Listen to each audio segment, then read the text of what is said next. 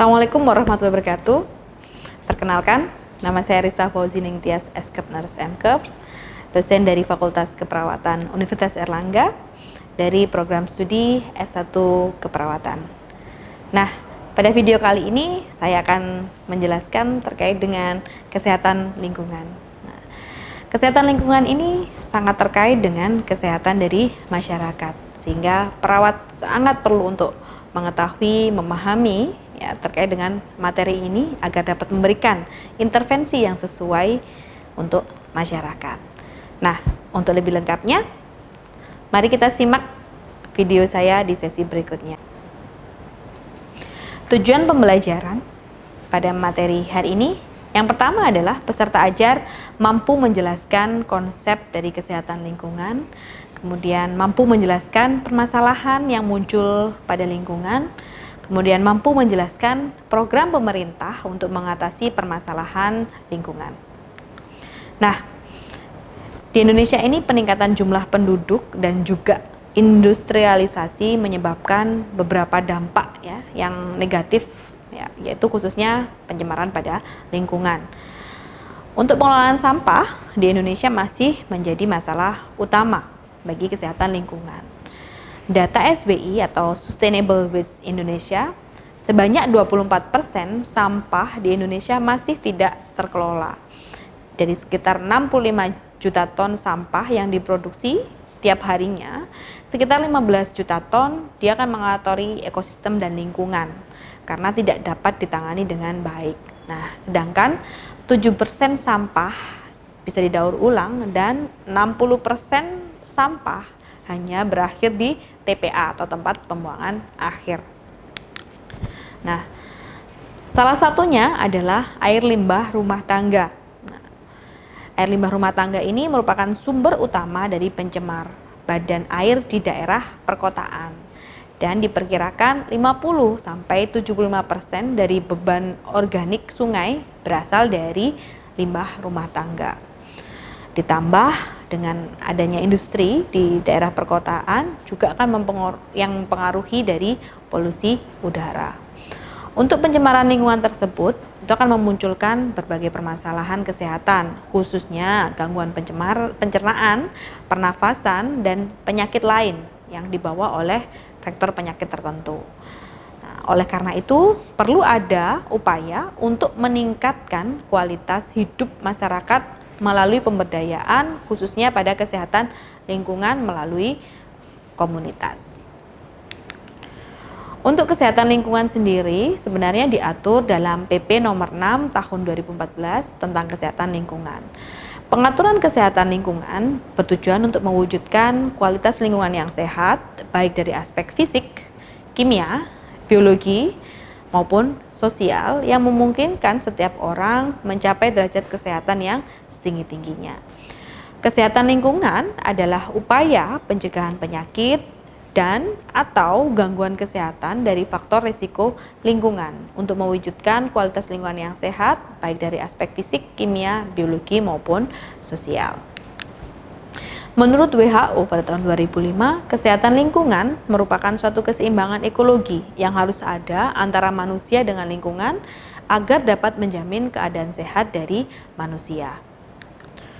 Nah, keterkaitan lingkungan dan kesehatan sudah saya utarakan di depan bahwa sangat erat sekali. Nah, salah satunya adalah peran lingkungan dalam menimbulkan penyakit. Contoh misalnya lingkungan sebagai faktor predisposisi yaitu faktor kecenderungan. Lingkungan sebagai penyebab penyakit atau penyebab langsung dari penyakit, lingkungan sebagai media transmisi penyakit atau perantara penularan penyakit, dan yang terakhir lingkungan sebagai faktor yang mempengaruhi perjalanan suatu penyakit atau faktor penunjang.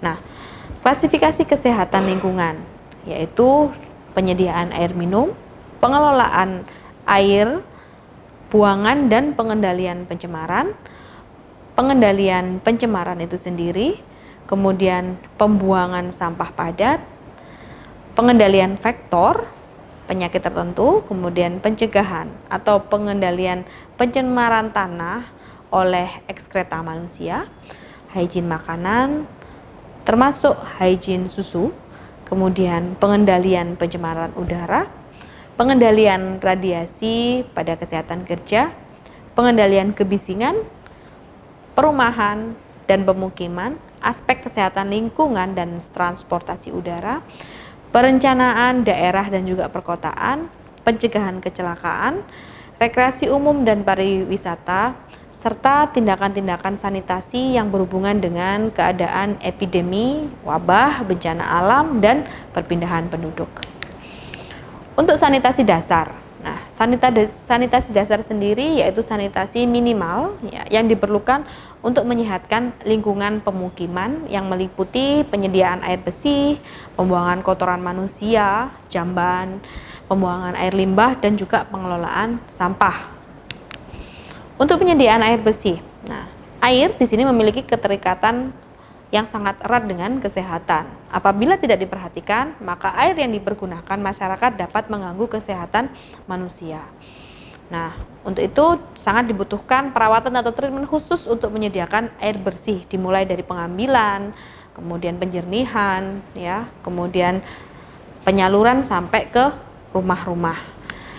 Nah, berdasarkan Peraturan Menteri Kesehatan Republik Indonesia Nomor 416 Menkes tahun 1990, nah, yang dimaksud air bersih adalah air yang digunakan untuk keperluan sehari-hari yang kualitasnya memenuhi syarat kesehatan dan dia dapat diminum apabila telah dimasak. Ada 4 macam klasifikasi penyakit yang berhubungan dengan air.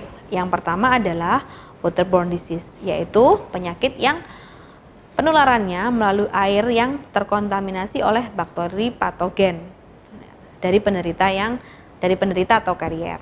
Nah, bila air yang mengandung kuman patogen terminum, maka dapat terjadi penjakitan pada orang yang bersangkutan. Contohnya pada kolera, tifoid, hepatitis, dan disentri.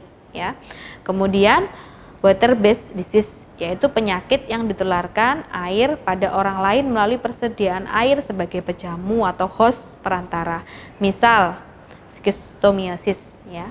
Kemudian waterborne disease, yaitu penyakit yang disebabkan oleh kurangnya air untuk pemeliharaan kebersihan persorangan dan air bagi kebersihan alat-alat, terutama adalah alat dapur dan alat makan. Contoh penyakit ini adalah kolera, tifoid, dan disentri basilier, ya, karena kurang terpenuhinya air ya untuk membersihkan. Kemudian water related insect vector, ya, atau vektor-vektor insektisida yang berhubungan dengan air, yaitu penyakit yang vektornya berkembang biak dalam air. Contoh misalnya malaria, demam berdarah, yellow fever, atau trypanosomiasis. Nah, untuk syarat-syarat kualitas air bersih, nah diantaranya adalah sebagai berikut. Yang pertama adalah syarat fisik, ya, atau yang bisa kita lihat, bisa kita rasakan, ya. Contoh, dia tidak berbau dan tidak berasa jika diminum. Kemudian untuk syarat kimianya, kadar besi maksimum yang diperbolehkan adalah 1 mg per liter dengan kesadaran maksimal adalah 500 mg per liter. Untuk syarat mikrobiologis, jumlah total coliform dalam 100 ml air yang diperiksa maksimal adalah 50 untuk air yang berasal dari bukan perpipaan, ya, dan untuk 10 untuk air yang berasal dari perpipaan. Pembuangan kotoran manusia atau jamban, ya. Di sini penyediaan sarana jamban merupakan bagian dari usaha sanitasi yang cukup penting peranannya. Ditinjau dari sudut kesehatan lingkungan, pembuangan kotoran yang tidak saniter, ya, atau tidak tepat, ya, akan dapat mencemari lingkungan, terutama tanah dan juga sumber air. Syarat dalam membuat jamban yang sehat, yang pertama, dia tidak boleh mencemari air. Nah, salah satu cara-caranya adalah saat menggali tanah untuk lubang kotoran, kita usahakan agar dasar lubang kotoran dia tidak mencapai permukaan air tanah maksimal, ya. Nah, jika keadaan terpaksa, maka dinding dan dasar lubang kotoran harus dipadatkan dengan tanah liat atau diplester dengan semen. Kemudian, jarak lubang kotoran ke sumur sekurang-kurangnya adalah 10 meter. Nah, letak lubang kotoran diharuskan lebih rendah daripada letak sumur agar air tidak kotor air kotor dari lubang kotoran ini tidak sampai merembes, jadi tidak sampai mencemari dari air yang ada di sumur. Kemudian tidak mencemari tanah di permukaannya.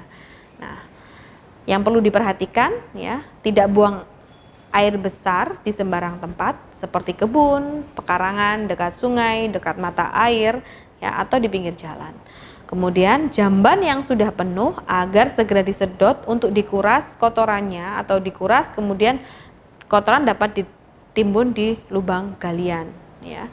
Kemudian aman digunakan oleh pemakainya ya. Pada tanah yang mudah longsor perlu diberikan penguat pada dinding di lubang kotoran sampingnya. Kemudian kita bisa memasang ya batuan atau selongsong anyaman bambu ya untuk penguat-penguat lainnya. Kemudian harus bebas dari serangga ya. Jika menggunakan bak air atau penampungan air sebaiknya dikuras setiap minggu karena hal ini penting untuk mencegah bersarangnya nyamuk demam berdarah terutama. Kemudian ruangan pada dalam jamban ini harus terang. Jadi cukup terang ya. Kemudian kalau bangunannya gelap maka kemungkinan juga sarang nyamuk juga banyak ya ada di situ. Lalu lantai diplester rapat ya agar tidak terdapat celah ya yang memungkinkan ada sarang kecoa atau sarang serangga lainnya. Kemudian lantai jamban harus selalu bersih dan kering ya. Untuk membantu biar tidak mudah jatuh juga ya. Lalu lubang jamban khususnya jamban cemplung, kalau masih menggunakan jamban cemplung harus tertutup. Nah, kemudian jamban juga wajib tidak menimbulkan bau dan juga nyaman digunakan oleh penggunanya. Jika menggunakan jamban cemplung, lubang jamban tadi harus ditutup setiap selesai digunakan. Lalu jika menggunakan jamban layar angsa, permukaan layar angsa harus tertutup rapat oleh air ya. Jadi tidak ada kotoran yang kelihatan atau keluar. Kemudian lubang buangan kotoran sebaiknya dilengkapi dengan pipa ventilasi untuk membuang bau dari dalam lubang kotoran. Lantai jamban harus kedap air dan permukaannya licin ya. Kemudian pembersihannya juga harus dilakukan secara periodik. Kemudian jamban harus mudah dibersihkan dan tidak menimbulkan gangguan bagi pemakainya. Lantai jamban harus miring ya, sesuai dengan arah dari saluran lubang kotoran ya. Jadi jangan sampai tergenang airnya. Kemudian jangan membuang plastik, puntung rokok, benda-benda lain ke saluran kotoran ya karena dapat menyumbat saluran. Kemudian jangan mengalirkan air cucian ke saluran atau lubang kotoran karena jamban akan cepat penuh ya. Lalu kita menghindari cara penyambungan aliran dengan sudut yang mati. Biasanya kita gunakan pipa dengan diameter kurang lebih sekitar 4 inci ya. Jadi akan tidak terlalu kecil dan juga tidak terlalu lebar ya, besar maksudnya. Kemudian tidak menimbulkan pandangan yang kurang sopan ya. Jadi jamban harus berdinding dan memiliki pintu ya. Kemudian dianjurkan ya agar bangunan jamban juga memiliki atap ya, agar pemakai atau pengguna terhindar dari kehujanan maupun panas. Untuk pembuangan air limbah. Nah, air limbah ya atau air kotoran atau air bekas ini adalah air yang tidak bersih dan mengandung berbagai zat yang bersifat membahayakan kehidupan manusia atau hewan. Dan lazimnya ini muncul karena perbuatan manusia, biasanya termasuk salah satunya adalah industrialisasi. Nah, untuk sumber air buangan ya, dari mulai air buangan rumah tangga ya atau domestic wastewater. Air buangan dari pemukiman ini umumnya mempunyai komposisi yang terdiri dari ekskreta ya, dari mulai tinja, urin, air bekas cucian, dapur, kamar mandi ya, di mana sebagian besar merupakan bahan-bahan organik. Kemudian air buangan kota praja ya. Nah, kalau air buangan ini umumnya berasal dari daerah perkotaan ya, bisa berupa di perdagangan, selokan, tempat-tempat ibadah atau tempat-tempat umum lainnya. Kemudian air buangan industri ya. Untuk air buangan industri ya, ini ada berbagai macam zat ya yang digunakan dalam industri ya. Pada umumnya ini akan lebih sulit pengolahannya karena dia mempunyai variasi-variasi yang luas untuk zat-zat yang terkandung di dalamnya. Misal logam berat, zat pelarut, amoniak dan juga lain-lain. Nah, dampak pengelolaan air buangan yang buruk ya, itu yang pertama pada lingkungan. Pasti akan ada pencemaran terhadap air permukaan, tanah atau lingkungan hidup lainnya. Kemudian pada kesehatan masyarakat, air buangan dapat menjadi media tempat berkembang biaknya mikroorganisme patogen, terutama penyakit-penyakit yang penularannya melalui air yang tercemar. Nah, selanjutnya untuk pengelolaan sampah. Untuk pengelolaan sampah sendiri dimulai dari penyimpanan sampah. Nah, di sini tempat sampah sementara sebelum sampah tersebut dikumpulkan untuk kemudian diangkut serta dibuang atau dimusnahkan. Nah, syarat-syarat untuk tempat sampah ya, tempat sampah sementara ini yang pertama konstruksinya kuat agar tidak mudah bocor untuk mencegah berseraknya sampah.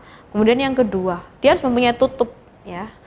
Nah, dan tutupnya ini mudah dibuka ya, kemudian dikosongkan isinya serta dibersihkan. Nah, sangat dianjurkan agar tutup sampah ini dapat dibuka atau ditutup ya dengan menggunakan satu tangan dan dia tidak mengotori tangan. Kemudian ukuran tempat sampah ya harus sedemikian rupa ya sehingga dia mudah diangkut oleh satu orang untuk memudahkan proses pengangkutan. Kemudian pengangkutan sampah ini tanggung jawab sebenarnya dari masing-masing rumah ya, rumah tangga atau institusi yang menghasilkan sampah. Nah, jadi di sini rumah tangga atau institusi harus memastikan bahwa sampah itu bisa sampai ke TPS, kemudian sampai ke TPA. Untuk di perkotaan biasanya dikelola oleh penyelenggara fasilitas umum, fasilitas perumahan ya, tapi kalau di desa biasanya akan ditampung kemudian dimusnahkan sendiri atau ditimbun. Kemudian untuk pemusnahan sampah ya dapat dilakukan melalui berbagai cara. Bisa ditanam ya, yaitu pemusnahan sampah dengan membuat lubang di atas tanah, kemudian sampah dimasukkan dan ditimbun dengan sampah. Nah, ini efektif pada sampah-sampah yang sifatnya sampah organik ya atau yang mudah terurai juga. Nah, tapi kalau sampah-sampah yang plastik, logam, nah ini agak sulit ya karena kemungkinan dia akan bisa mencemari permukaan tanah. Kemudian dibakar, yaitu memusnahkan sampah dengan jalan membakar di dalam tungku pembakaran. Nah, ini juga perlu perhatian khusus ya karena pada kelompok sampah tertentu juga memiliki daya leleh yang tinggi ya. Jadi perlu perhatian. Lalu jadikan pupuk ya. Jadi sebenarnya ini dikelola, sampah akan dikelola terutama adalah sampah-sampah organik ya untuk dijadikan pupuk ya. Nah, contoh misalnya pada daun-daunan, sisa makanan, ya, ranting ya. Jadi yang dia dapat membusuk kemudian hasilnya akan dimanfaatkan lagi sebagai penyubur untuk tanaman. Nah, bagaimana sih akibatnya kalau kita atau pengelola sampah ini tidak bisa mengelola sampah dengan baik ya? Otomatis yang pertama terhadap kesehatan ya. Pengelolaan sampah yang tidak baik ini akan menyediakan tempat yang sangat baik bagi perkembangan vektor-vektor penyakit ya, terutama adalah serangga, binatang-binatang pengerat ya. Di situ dia akan berkembang biak, makan ya dengan cepat ya. Nah, sehingga dia akan meningkatkan munculnya penyakit-penyakit pada penyakit-penyakit tertentu ya yang diakibatkan oleh serangga atau binatang-binatang tersebut ya. Kemudian terhadap lingkungan. Nah, kalau pada lingkungan yang pertama estetika ya, pasti kesegaran dari lingkungan juga kurang baik, kemudian gangguan bau yang tidak enak ya, itu bisa juga muncul ya. Kemudian debu-debu halus ya, bisa berterbangan, juga mengganggu mata serta juga pernafasan. Kemudian jika terjadi proses pembakaran dari sampah ya, maka asapnya ini dapat mengganggu pernafasan, penglihatan, kemudian juga penurunan kualitas udara ya karena ada asap dari hasil pembakaran tadi. Untuk pembuangan sampah ke saluran air, dia juga akan menyebabkan estetika yang terganggu ya, menyebabkan pendangkalan saluran air serta mengurangi kemampuan daya aliran saluran ya. Biasanya akan menyebabkan banjir ya, meluap selokan. Nah, kemudian untuk pembuangan sampah ke solokan atau badan air ya, ini juga akan menyebabkan pengotoran pada badan air atau sumber air. Nah, untuk di Indonesia sendiri, permasalahan lingkungan yang sekarang masih juga sulit untuk ditangani, yaitu yang pertama adalah masalah polusi udara, masalah air bersih, ya, kemudian masalah sampah dan limbah, perusakan hutan, nah, kemudian pemenuhan dari jamban sehat pada wilayah-wilayah tertentu, ya, karena kalau di beberapa kota untuk pemenuhan jamban sehat ini sudah menjadi program wajib dari pemerintah. Nah, untuk program kesehatan lingkungan, ya, yang dilakukan oleh pemerintah, yang pertama adalah kegiatan penyehatan air dan sanitasi dasar. Ya, ini terutama adalah pengawasan pada kualitas air minum dan sanitasi total berbasis masyarakat. Jadi kita melibatkan masyarakat untuk pengawasan dari sanitasi dasar. Ya, kemudian kegiatan hygiene sanitasi pangan, ya. Kalau di sini ini fokusnya adalah bagaimana tempat-tempat tertentu atau tempat pengelolaan makanan ini dia memenuhi standar, ya, standar untuk menyediakan makanan siap saji, ya, terutama pada rumah makan, pada restoran, jasa boga, kemudian depot air minum, ya, dan kantin-kantin sekolah. Kemudian kegiatan penyehatan udara, tanah, dan kawasan tempat-tempat umum, ya. Nah, di sini terutama adalah tempat-tempat wisata, ya. Jadi diharapkan tempat-tempat umum ini dia memenuhi persyaratan secara fisiologis, psikologis, ya, dan dapat mencegah penularan penyakit, ya, antara pengguna, penghuni, masyarakat sekitar, serta memenuhi persyaratan dalam pencegahan terjadinya masalah kesehatan. Kemudian pengamanan limbah dan radiasi pada tempat-tempat industri dan juga rumah sakit, ya, atau institusi kesehatan lainnya.